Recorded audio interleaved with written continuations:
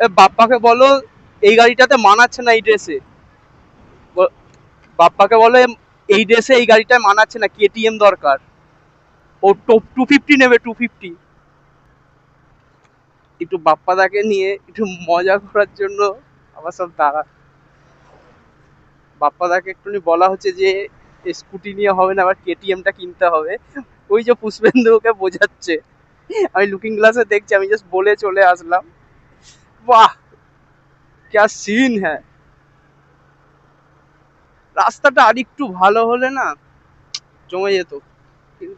রাস্তাটা খুব একটা ভালো না, জানি না পরে কি হবে। আর যেরকম ভেবেছিলাম যে ওয়েদারটা হয়তো ক্লিয়ার থাকবে, কিন্তু যত এগোচ্ছি আরো বেশি যেন অন্ধকার হয়ে আসছে। দেখা যাক কি আছে কপালে। তো আমি এখানে একটুখানি দাঁড়িয়েছি, ওরা এখনো আসেনি, হয়তো কিছু কারণের জন্য দাঁড়িয়েছি, দেখি আসুক তারপরে। এই হচ্ছে আমার বাসুকি। বাসুকিকে আবার কালকে ক্লাচ প্লেট চেঞ্জ করিয়ে সব ঠিকঠাক করিয়েছিলাম, একটু প্রবলেম হয়েছিল, ওই যে আসছে সব। গেল, কি হয়েছে?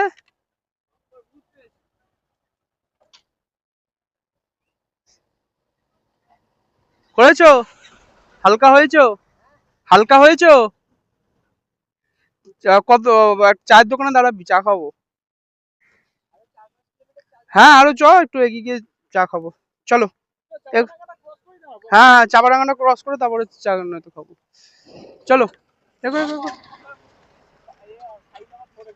হ্যাঁ, ভালো হয়েছে।